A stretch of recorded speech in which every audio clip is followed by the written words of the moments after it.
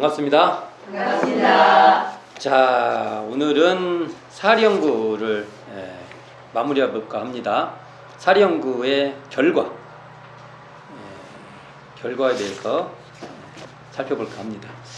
자, 지난 시간에 사리연구 목적을 했는데 그 목적의 결론 부분이 어떻게 나오냐면 우리는 천조 난측한 이치와 난측이 뭔 말이에요? 측량하기 어렵다 이거죠. 헤아리기가 어렵다는 소리죠. 이게 천조의 난측한 이치가 그렇다는 거죠. 이치가 헤아리기가 참 어렵다. 그리고 인간의 다단한 일은 그 종류가 많다는 거예요.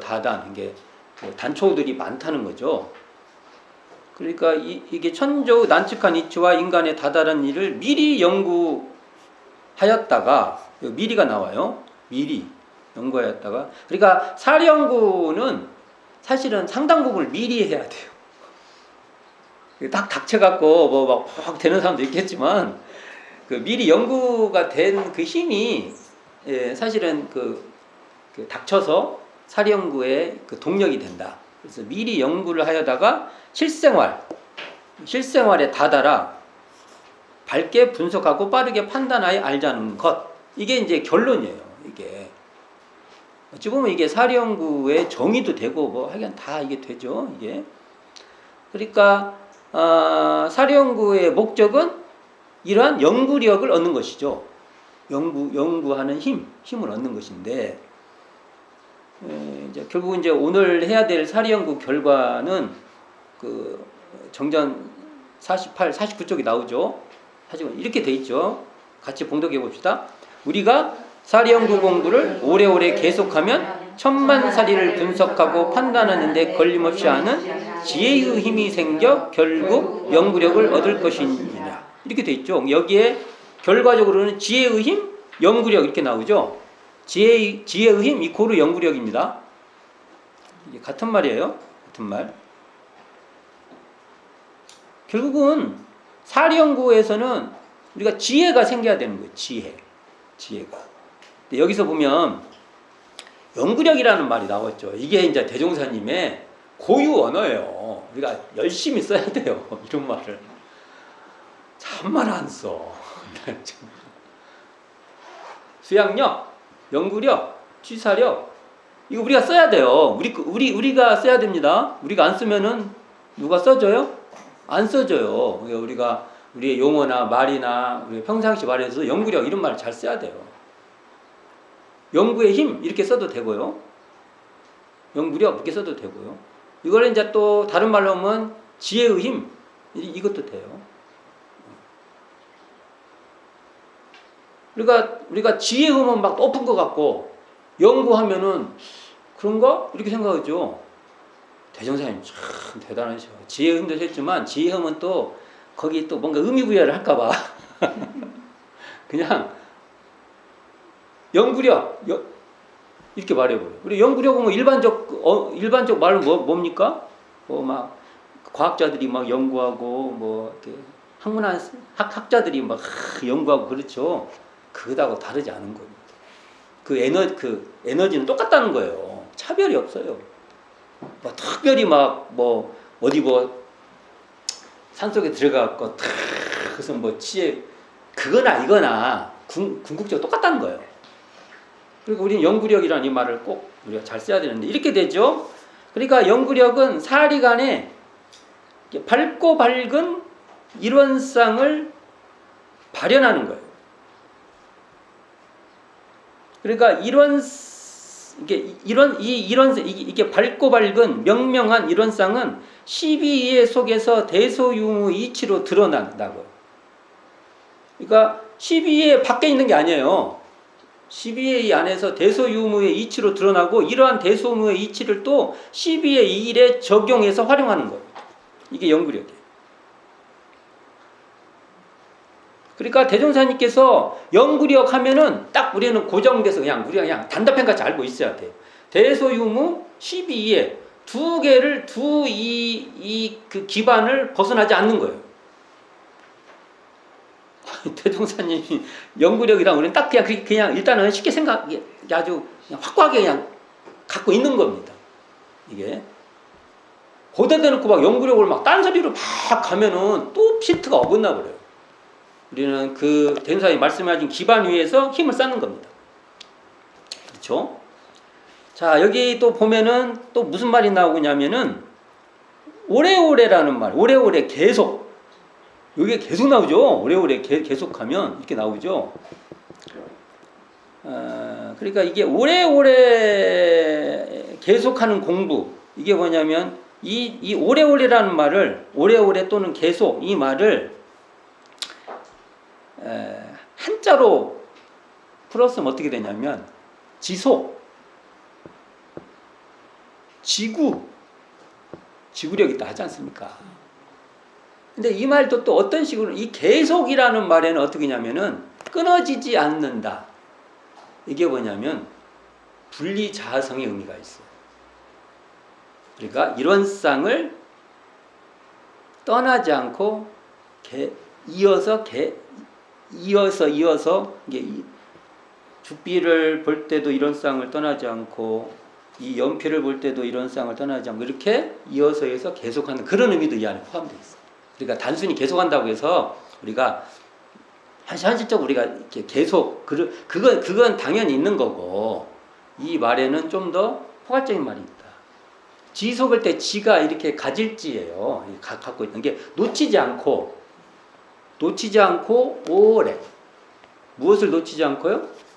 일원상의 이 자리를 놓치지 않고 오래 연구를 해라. 이런 의미도 이 안에 있다고 풀어볼 수 있습니다. 그러니까 왜 오래오래 해야 되냐면, 또 죽비할 때도 해야 되고 연필을 볼 때도 해야 되냐면은,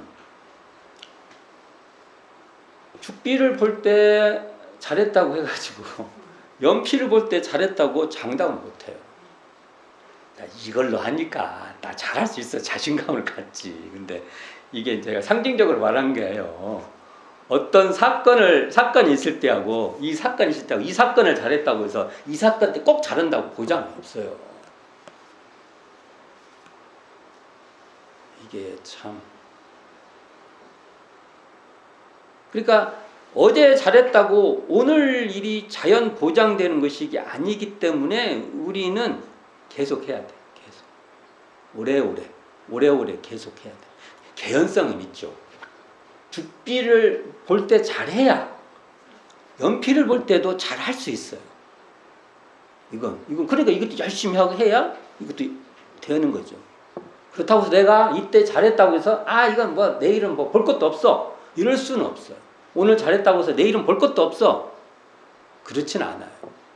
이게 진리라고 저는 봅니다. 그리고 우리는 오래오래 계속 해야 돼.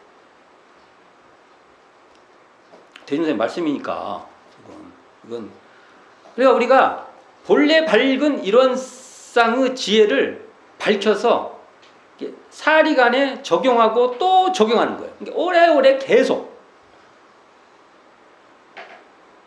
그러니까 대소유무의 그 이치에 따라 12의 이해를 밝히는 것을 어떻게? 오래오래 계속 해야 된다는 거예요. 어제도 열심히 했으면 오늘도 또 열심히 하는 겁니다. 그리고 어제 열심히 한 그 힘이 오늘도 잘하고 내일도 잘할 수 있는 겁니다.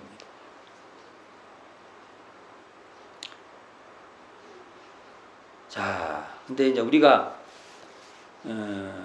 이 사리연구회를 보면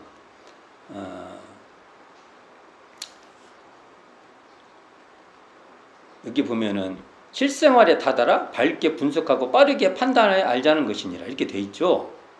그 사리연구의 그 목적에 보면, 이것도 사리연구의 결과에도 보면 천만사리를 분석하고 판단하는데 걸림없이 아는 이렇게 나가죠. 그러니까 이렇게 보면은 단순히 이게 그 경험지 같이 보여요. 우리 많이 이렇게 하잖아요. 하지 않습니까? 이거 까딱 잘못하면, 내가 그래서 앞에 밝고 밝은 일원상의 바탕에서 사리를 연구하자고 일부러 붙인 거예요. 혹시 그럴까봐. 근데 원래 사리 연구도 일원상 그 밝고 밝은 그 이론상에 기반해서 하는 공부예요. 그러니까 이 경험지에만 그쳐버리면 안 돼요. 이 근본지에 근원을 해야 되는데, 그러니까 우리가 이게 지혜의 힘이라는 것은 그 근본지에 바탕한 경험지까지예요. 사리연구를 보고 그냥 일반적인 뭔가를 잘 해결하고 해서 내가 사리연구 잘해 이렇게만 그쳐버리면 안 된다는 겁니다. 이 이야기가 좀 봅시다.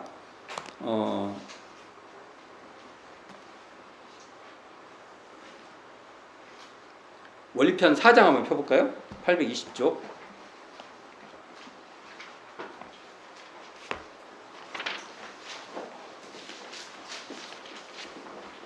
자, 820쪽에 보면 제가 봉독해 볼게요.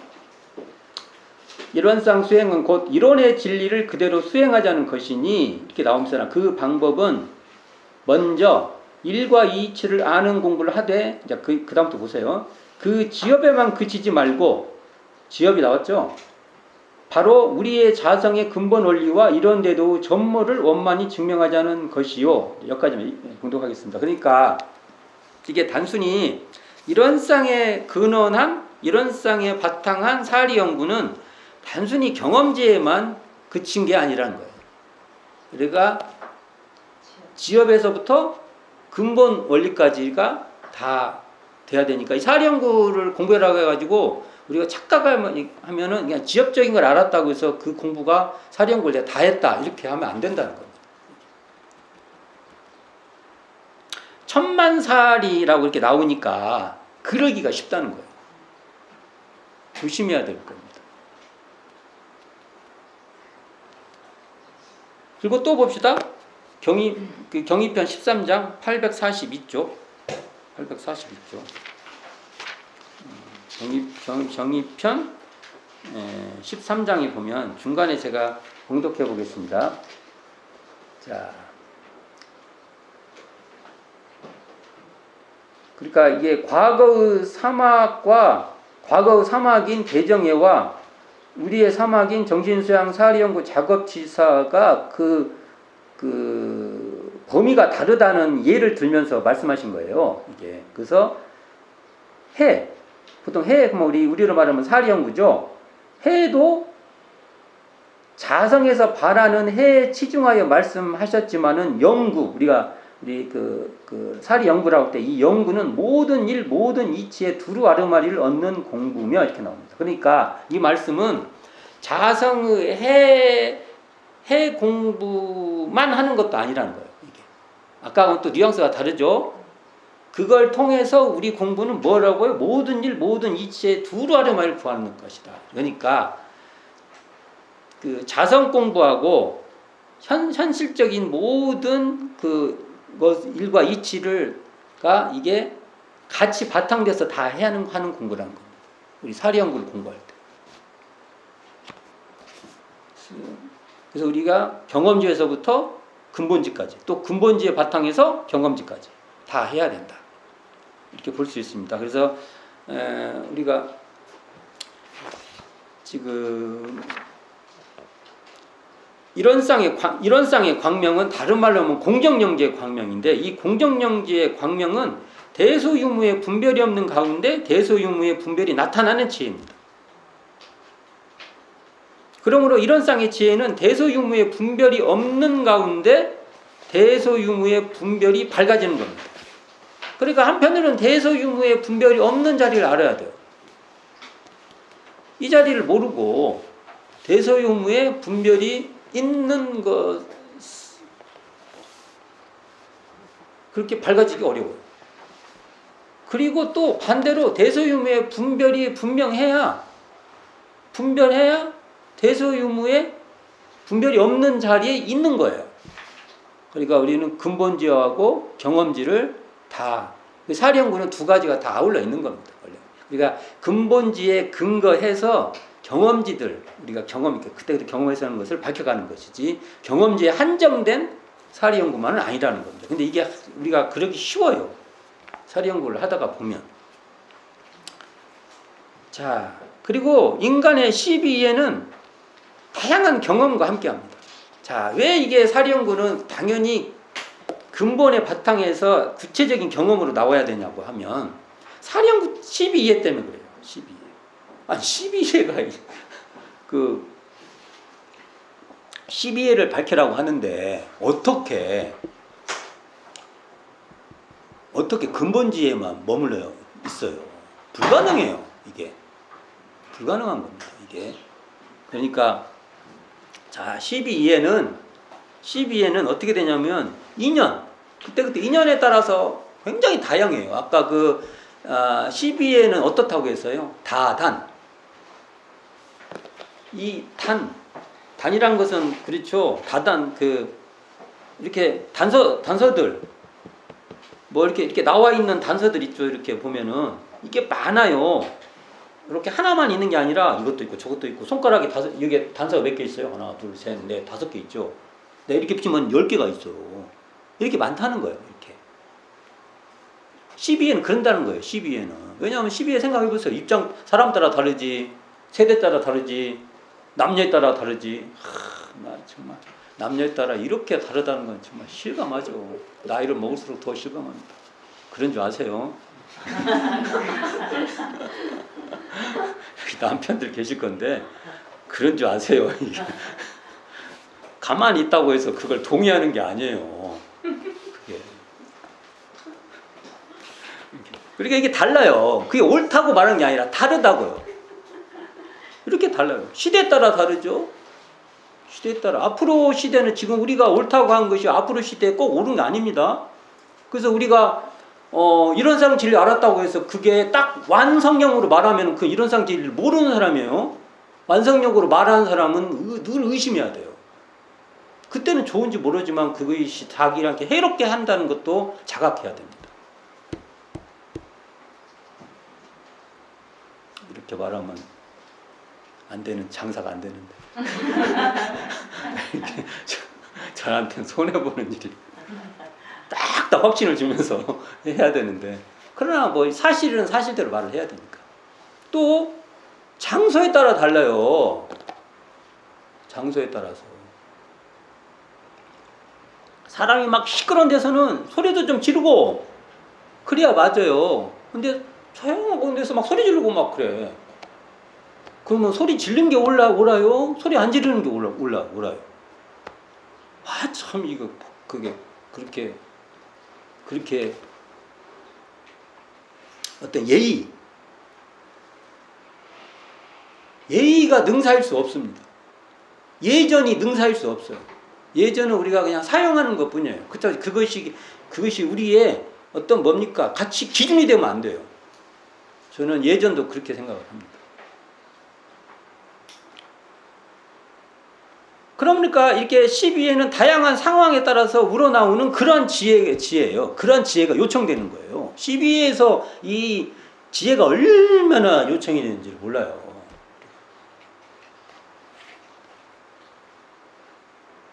그래서 지혜의 힘은 단순한 경험지에만 한정할 수 없다는 거죠. 우리가 이러한 경험지가 잘 활용되기 위해서는 12회의 일, 대체적으로 12회에는 경험지가 굉장히 중심이 돼요.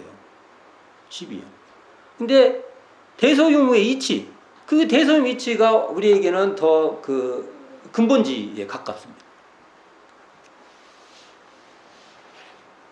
그러니까 12회의 일에 대소유무의 이치가 적용될 때, 거기에 기반이 될 때, 지혜의 힘은 결국은 우리가 생기고, 그게 바로 우리는 연구력의 큰 동력이 된다는 거죠. 같은 얘기를 계속 해본 거예요. 제가 같은 말을 또 이렇게 바꿔보고 저렇게 바꿔보고 그런 겁니다. 자, 여기 보면 여기 사리연구의 결과에 천만사리가 나와요. 천만사리라가 뭔 말이에요? 천만은 우리가 그렇다고 천개고 만개고 그런 게 아니라 많다는 소리죠. 우리가 보통 천만 하면은 많다는 소리입니다. 굉장히 많다. 이게 사리가 1000만가지라는 소리예요.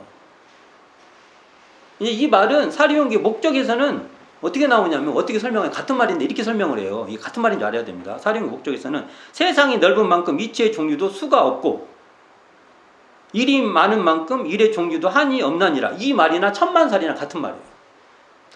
이렇게 말씀하시면 이 말하고 이 말하고 같은 말이다 이렇게 알으셔야 돼요.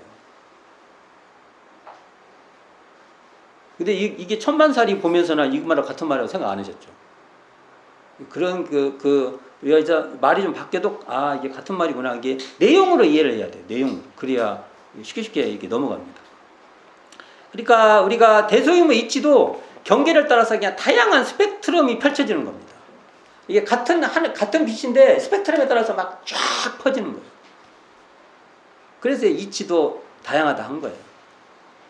이치가 근원적으로 다르다는 게 아니라 대소유무의 이치도 우리의 우리가 보통 말하는 인연, 시대, 장소 뭐 이런 거에 따라서 스펙트럼이 퍼진다는 겁니다. 그리고 12의 1도 이 경계를 따라서 정말 다양한 스펙트럼으로 퍼지는 것이죠.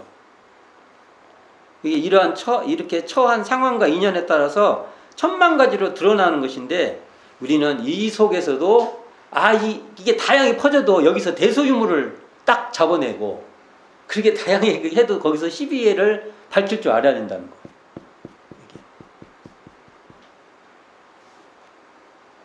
12의 1과 대소유무 이치가 결국은 한 자리면 그게 원래 그 한 자리면서나 천만살이로 다양하게 펼치는 작용이라는 것을 우리가 봐야 돼요. 그래서 그 천만 가지 펼쳐지는데 그냥 정신이 없어도 안 되고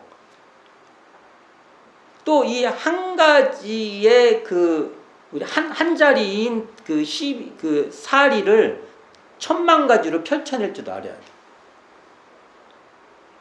논리적인 얘기를 해보는 거예요. 우리가 이게 이런 거 보고 헷갈릴까봐 해본 거예요.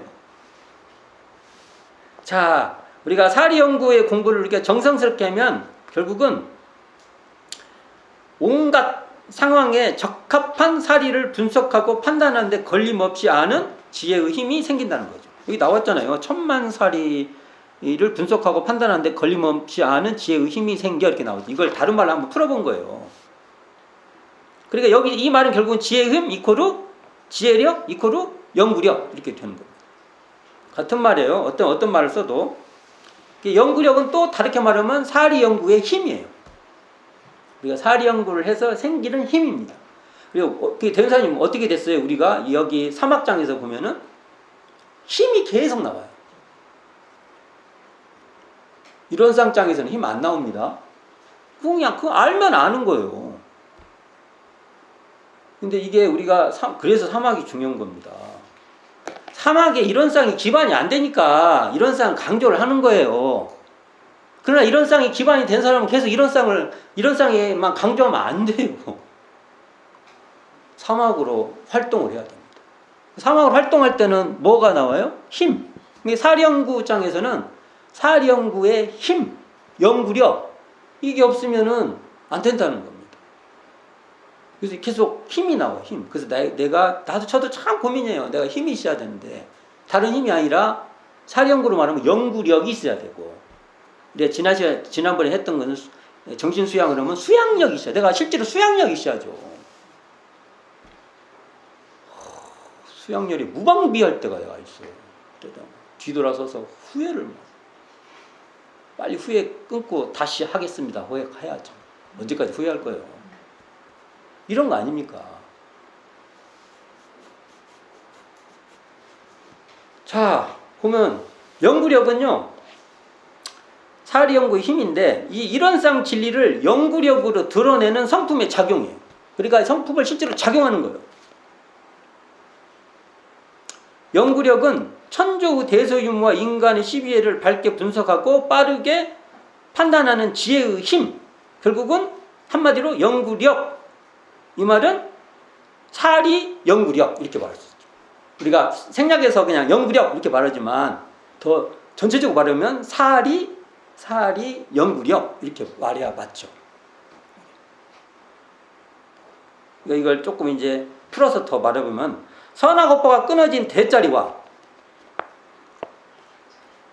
공정연계의 광명을 따라서 선악업보의 차별이 생겨나는 소자리와 은생어의 해생어원으로 되는 선악업보의 변화작용이 확연한 유무자리에 그럼 결국 이게 저만 이렇게 계속 말하면 대소 유무 이게 말하는 거죠. 이치인 대소 유무에 근거하여서 12예를 잘 분석하고 판단하는 지혜의 힘이다 이렇게 말할 수 있죠. 풀어본 거예요. 선악이라는 한정에서 풀어본 거예요. 이게.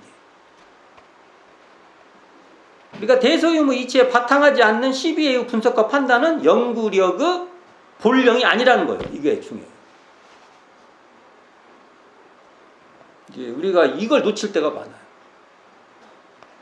대소유무의 이치에 따라서 분석하고 판단하는 12이해가 바로 연구력이라는 겁니다. 대소유무는요, 대소유무로 드러났다는 것은 그것은 이론상의 진리가 바탕되어 있다는 말이에요. 이론상의 진리에 바탕되지 않고는 대소유무가 드러나지가 않아요. 우주만유의 본체가 드러나려고 하면 이론상이 드러나지 않고는 어떻게 드러나요? 이게 우주만유 맞죠? 연필이. 분명히 맞죠? 이게 우주만유 아니라면 우주만유에서 연필 빼내야 돼. 이게 우주만유는 마이너스 연필 이코르 우주만유 이렇게 돼야 돼. 이거 분명히 우주만유예요. 자, 이것의 본원이 뭡니까? 자, 그러니까 우주만유 대는 이코르 우주만유의 본원, 본체라고 했죠. 그러면 이것에 그중 하나만 연필만 있어요. 이 연필의 본체가 뭡니까? 그럼 이런 쌍자리가 안 드러나서는 불가능합니다. 이것에 드러난 자리 이게 어디서 드러났어요? 그러면 우리가 그냥 언어로 말한다면 이것이 청정한 자리에서 드러났다고 합시다. 이게 망념 없는 자리에서 드러났다고 합시다. 이게 분별 없는 자리에서 드러났다고 합시다. 이게 고유한 자리에서 드러났다고 합시다. 이게 텅 빈 자리에서 드러났다고 합시다. 이것인 줄 아는 그 신령한 자리에서 드러났다고 합시다. 이 자리가 뭔 자리예요? 말장난 같은데 지금까지 한 말이. 그러나 이게 말장난을 안 들려야 돼요. 그러니까 대소유무가 드러났다는 말은 이론상이 드러났다는 거예요. 자, 그러면 그 자리에서 연필이 딱 드러났어요. 이게 형형색색으로 들어간 소자리인데 이것도 그러면 이것도 이론상이 드러나는 거예요.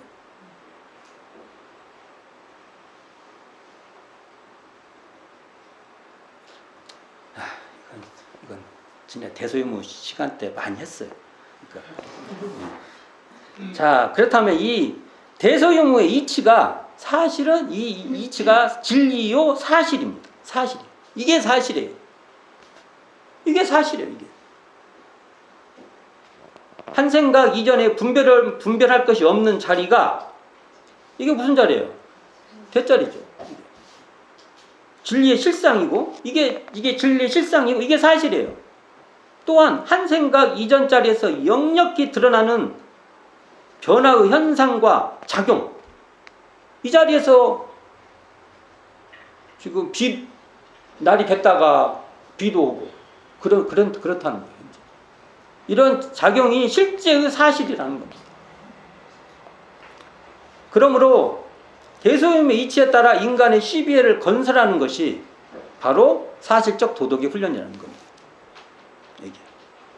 그리고 대소유무의 실제에 따라서 이러한 실제에 맞게 시비애를 밝히는 것이 바로 사실적 도덕의 운영이에요. 저는 이렇게 봅니다. 뒤에 50쪽 펴보세요. 교재 50쪽 펴보세요. 왜 그러면 우리는 대소유무를 알아야 되냐 이거예요. 왜 사리 연구를 해야 되냐 이거예요. 사실은 대종사님은요 사리 연구를요 뭘로 하셨냐면요 의심으로 하셨어요. 이제 이걸 다 또 따로 파트를 해서 다 하려다가 그냥 합쳐서 해볼까 했는데 잘 보세요. 대종사님이 의심을 하셨다는 것은 결국적으로는 우리에게 사리 연구의 시범을 보여주신 거예요. 그러면 대종사님이 뭘 의심했냐면 대소유무를 의심했어요. 대소유무를 의심하셨어요. 근데 왜 우리는 대소유무 하나 봅시다. 유무, 이 변화하는 원리인 이 유무를 모르면 우리는 어떻게 돼요? 모르면 고통스러워요. 왜 이게 내가 왜 잘 됐다가 잘 안 되고 이런 것을 알 수가 없어요. 알 수가 없어. 우리는 이 변화의 원리를 알 때 우리는 결국 여유가 있어요. 고통이 생기면, 아, 이걸 내가 그걸 잘 받아들일 수도 있고, 여기서 새롭게 시작할 수 있는 그 힘도 생기고, 그래, 알아야 여유가 있죠. 어떻게 해야 되겠구나. 그러니까 우리가 이걸 해라고 하는 겁니다. 형형색색인 소에 대한 분석이 분명치 못하면 우리는 혼란스럽고 편협해져요.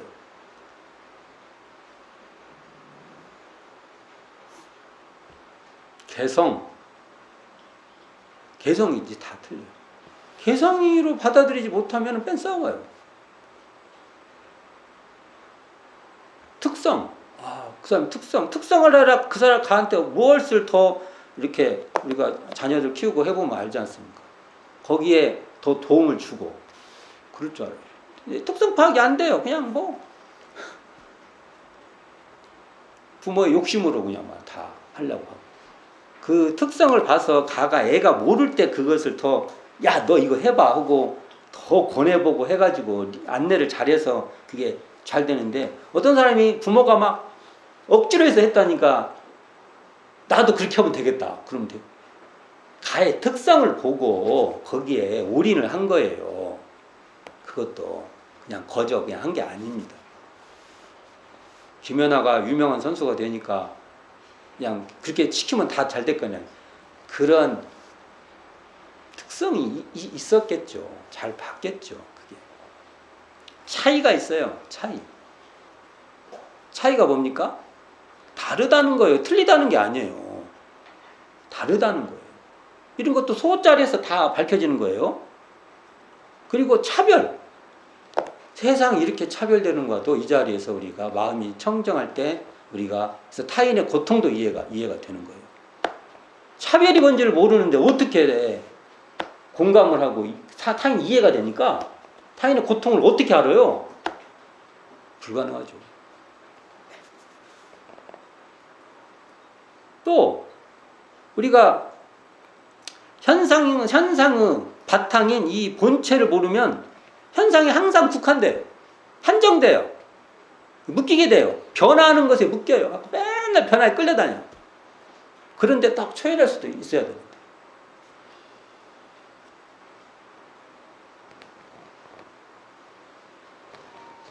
자,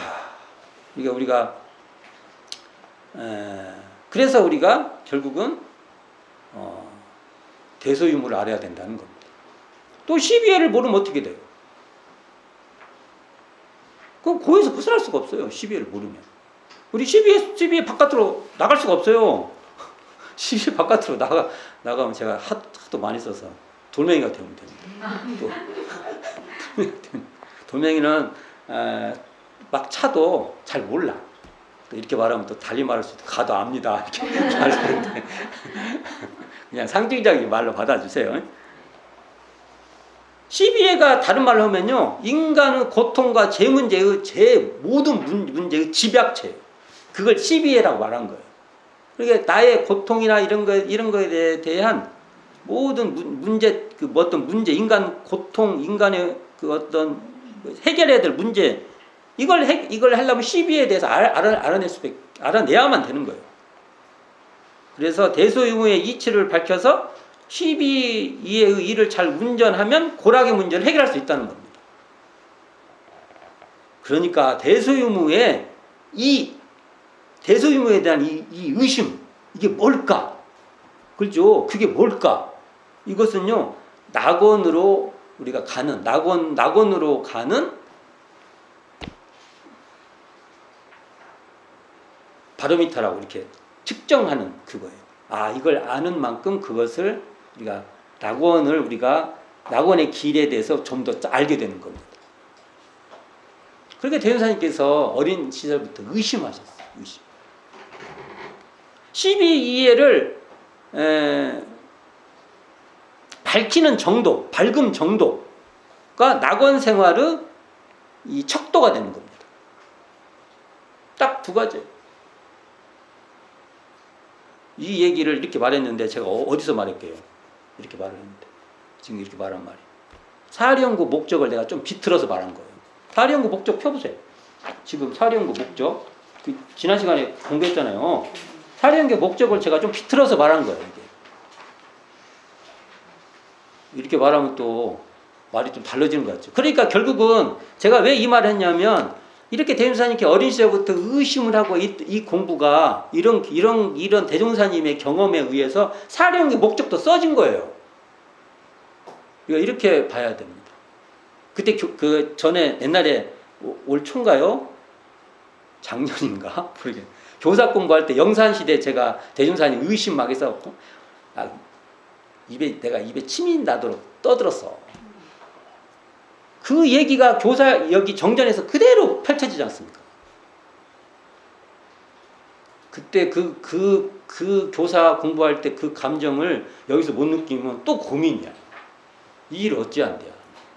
이 대종사님께서 이 일을 장차 어찌할 거였는데 같이 느껴야 돼요. 알으셨죠? 자, 우리가 대종경 불치품 10장에 보면 이런 말이 있어요. 그 영구력을 우리가 비교할 수 있는 말인데 영통, 도통, 법통이 나옵니다. 한번 같이 분독해 보시다.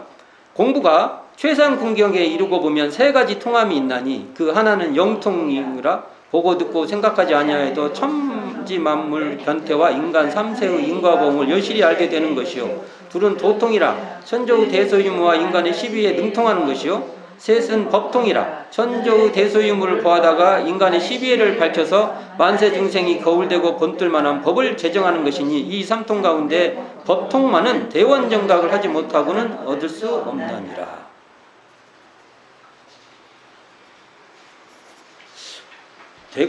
대원정각은 법의 중에 어디다 넣어야 돼요? 이게 참 대강열에다 놔야 될 것 같기도 하고 출가일 정도로 놔야 되나? 이런 거 내가 법에 대해서 해석하는 건 굉장히 제가 조심스러워요. 난 웬만하면 내가 안 하고 싶어. 그래서 내가 법의 등급에 대한 해석을 제가 웬만하면 안 해요. 내가 안 하고 싶어. 내가. 생각이 없는 건 아닌데 내가 막 말하고 싶지가 않아. 조심스러워 죽겠어. 요 같은 경우도 대원정각 하면 대강열에다 이걸 둬야 되나? 그래서 제가 이제 넓게 그냥 말할게요. 넓게 조금 안전빵으로 출가에서 대강열에까지 그냥 놓을게요. 틀려도 할 수 없어요. 저는 이건 참 제가 할 얘기가 못 돼요. 제가. 자, 근데 여기서 보면 영구력은 관계된 것이 도통과 법통이에요. 그러니까 법의 등급에 연관해서 보면 도통은 법강 항마위 정도부터 시작할 것 같아요. 여기 법강 어떻게 나오냐면 대소유무 이치에 걸림이 없으며 이렇게 나오죠. 그러면 법통은 출가위 정도부터는 연결이 좀 된다고 봐요. 어떻게 하냐면 대소유무 이치에 따라 인간의 시비회를 건설. 그러면 이제 법을 생산해낼 수 있다고 보죠. 그래서 대개 출가위부터는 법주, 그러니까 법을 생산할 수 있는 제법주로 간주를 하죠. 그래서 보통 도통과 법통은 대소유무와 시비에 능통한 것이지만 도통은 대소유무의 이치에 통달한 것에 중점을 두고 있어요. 이 도통이라면 우리가 도통했는데 이걸 법의 등급으로 말하면 이치에 통달한다 이렇게 말할 수 있어요. 이통 말을 한다면 이치에 통달한다고 해서 이통. 근데 법통은요, 대소유무 이치에 바탕한 시비의 건설에 중점을 두고 있죠. 그러니까 이것은 시비에 통했다, 이렇게 볼 수 있죠. 그러니까 시비의 1인 4, 우리가 시비의 2를 시비회라고 하지 않습니까? 그러니까 사통, 이렇게 말할 수 있어요. 1사자 할 때 사통. 이게 시비에 통했다. 이렇게 말할 수 있는 거예요, 이게. 표현할 때. 그래서,